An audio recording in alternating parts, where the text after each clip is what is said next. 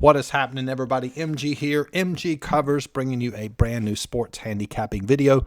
Title of this video is Turning Losses into Profit. Super pumped to bring you this video. It's going to be extremely educational. We're going to use a real live example from my soccer totals. Before we dive into that, as always, greatly appreciate the support on the channel. If you're first time watching one of my videos, subscribe to the channel. As you guys know, people that are content creators, it helps us grow when you subscribe. Also, you can turn on the bell for notifications. That helps as well. So when we release a new video, you get an email update saying, hey, there's a brand new video that drops. Like this video if it brings you value, and I greatly appreciate that. If you want to follow me on social, MGCovers, cover spelled with a Z. That's the same on Instagram as it is on Twitter. I do something on Friday called Free Friday. So if you follow me on Instagram, I give away all my lines for all sports on Friday. So a ton of value simply by following me on social media.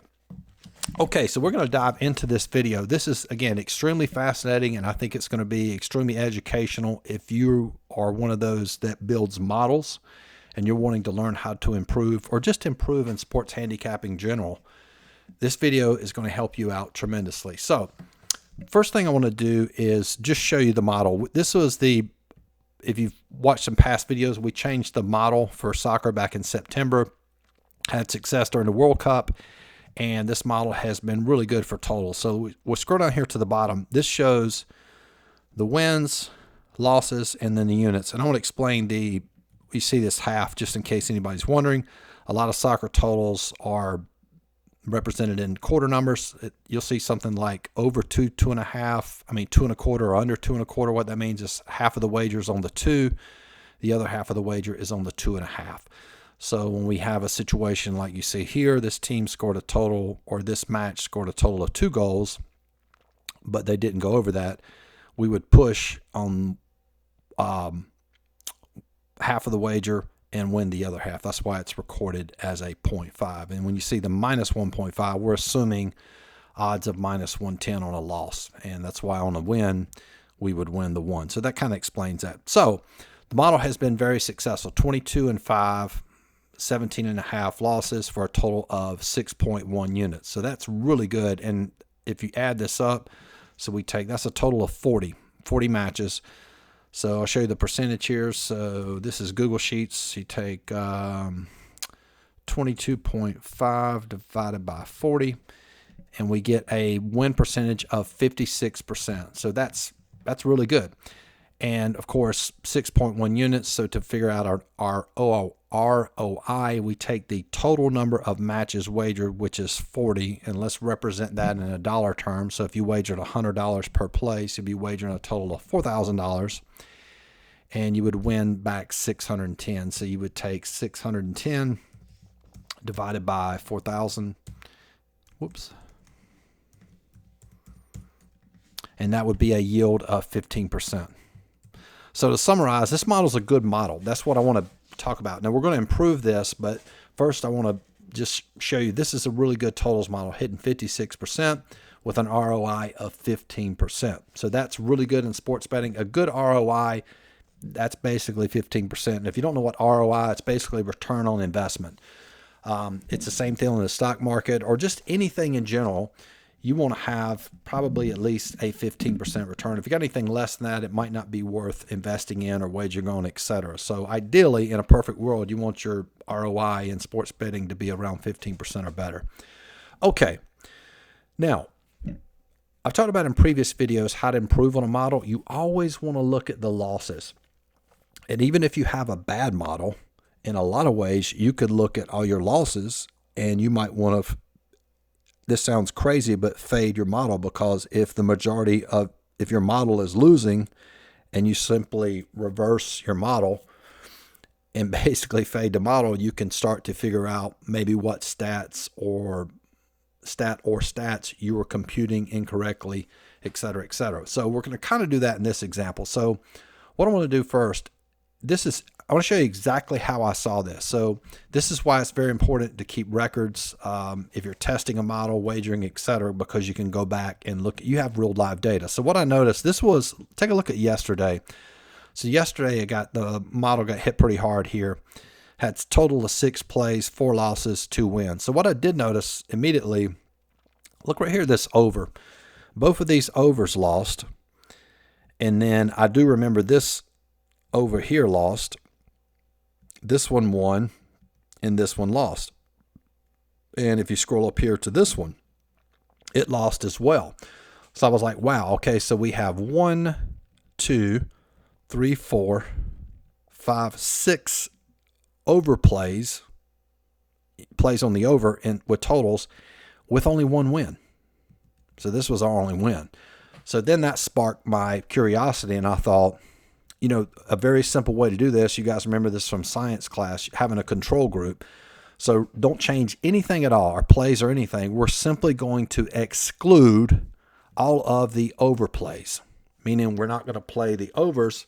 Let's recalculate this, taking out all of the overplays. So we'll create, hypothetically, what would this model look like if we simply excluded all of the overplays. Okay? Scroll over here, and you can see that's basically what I did. And we scroll down to the bottom, and look what happens. Now the model is 17. Now it's going to be less plays, but look what happened to the net profit. 11.5. So we've discovered something, that the overplays, we've improved the model. And again, to calculate the percentage, 17 divided by 25.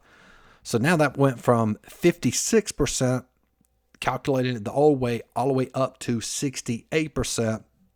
And of course, 11.5 units as well. Now, I'm going to show you one other chart because I'm going to make another adjustment to that. Believe it or not, we're going to improve on this number. But first, I want to explain something because this is very fascinating because you have to know the why. Because at this point, why would the model not do well when we're wagering on overs?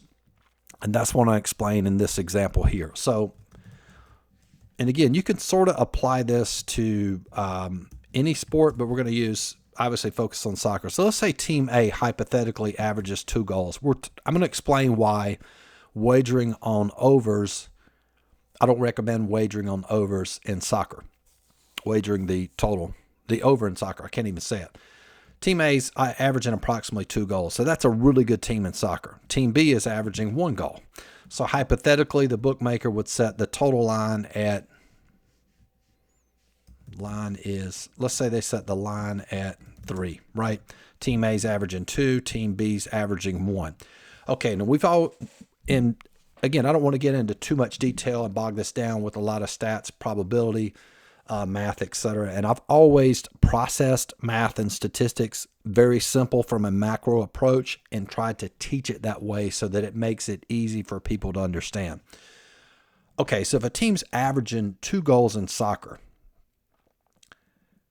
hypothetically, if they're going to regress, and what I mean by regress, basically not score 2 goals, are they more likely to score more than 2 goals in a match or more likely to score less?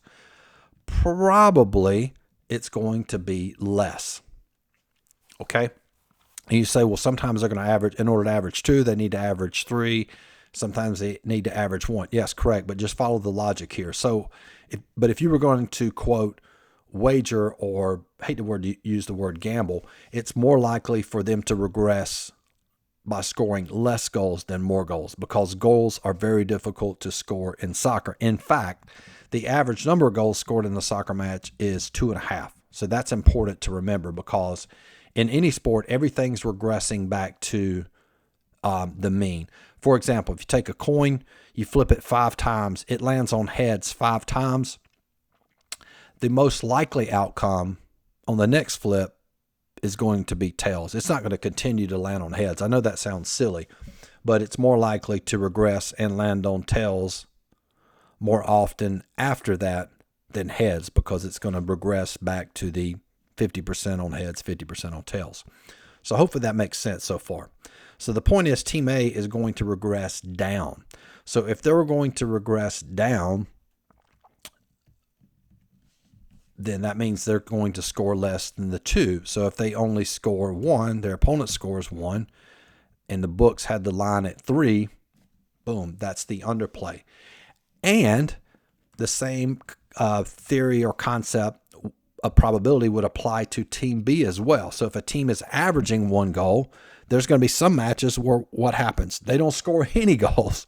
So a lot of times what you'll see is a team that say they normally score 2 goals, they're going to score 1 goal, and what's going to happen to their opponent? Opponent's going to score 0 goals. And then what's the total? The total is going to be 3 or 2.5, etc. And that game cashes on the under. And if you understand about shading a line, and what we mean by shading, for example, we all know that the Kansas City Chiefs just won the Super Bowl, right? But they were terrible against the spread. They're a good team. They won the Super Bowl. They were the best team in NFL this year, but they were overvalued. The books overvalued them because they knew that a lot of people would play the Chiefs. So if you played the Chiefs this year exclusively, you lost a lot of money. The majority of their lines were -13, -12, -9.5, -10. They were extremely overvalued. So where would the value be? The value is on the opposite side. So with regards to totals in soccer, when the books have a really good team, a team that scores a lot of goals, what do they do to that total? It's shaded to the over. Sometimes a team that might average 2 goals is playing a team that averages 1. Sometimes that line could possibly be 3.5. So they've overvalued the overside. Now, hopefully that makes sense. Now, what I'm going to do in this next example, so just to kind of review, we took this model here and we took out, this is good like it is, as is. And then we just, here we focused on, or we simply just took out all of the over wagers. Now watch what we're going to do. In this next example, I'm going to take all of these over wagers and we're going to fade them. So instead of this particular match here playing the over, we're going to play the under. This will blow your mind. So what I did was I highlighted all those where we played the over, and we simply, I didn't change the line over here so you can see it, but I basically, in essence, changed the win-loss and the unit. Look what happens when we fade the overs. Instead of playing overs, we play exclusively all unders. Drum roll, 15.5 units. Isn't that crazy? From that same exact example. So this is an extremely cerebral approach to handicapping. So to add it all up, now we're sitting at 26.5. Let's see, did I do this right here? That's going to be, yeah, I mean, that's a huge yield, right? Huge difference from that. So now we are wagering the same amount. Let's do the ROI. So 15.5 divided by 40. Whoops, my bad. 15.5 divided by 40. Look at that yield. The ROI, 39%. And again, one important note to note about this is like, I think so many times in sports handicapping, it's the same concept as fading the public. If you see everybody playing one team, it feels natural and the correct thing to do to go in that direction, right? But in essence, you should actually go in the opposite direction of the public. Same deal here. It seems sort of ludicrous to take your model that indicates an overplay and fade it. But based on what I just showed you and explained to you, it's smart and advantageous to do just the opposite. And if you do, in this particular example, based on the data we have so far, and this is a pretty good sample, extremely profitable to do. So in conclusion, if you're working on a model, the most important thing to do with anything that you're working on, man, always notate everything, because after a while you have a significant amount of data. You can go back and look at specifically your losses. And those losses show you so much. And if you have sort of a, just dissect those losses, go back and look at the losses, look at the box score, and maybe you can discover something in order to tweak your model and make it more profitable. So anyway, if you want access to this model, you can get all these plays for soccer. We release these lines every single day. It's $49.95 per month. You also get access to all my coaching videos, about 150 coaching videos. If you want to learn this business, that's included in that amount. We also have currently basketball, NCAA basketball, NHL as well. So you get access to those models. I release all those lines every single day. If you want access to everything I just mentioned, in addition to all my plays, $100 a month, and the best value is to join for the entire year, $4.99. You save about $600, and it's basically like getting an associate's degree for $500 in sports handicapping. Hope this video brought you some value. If it did, like this video, share it, and we'll talk to you guys soon. If you want to join, there's a link in the description box. Talk to you guys soon. Peace.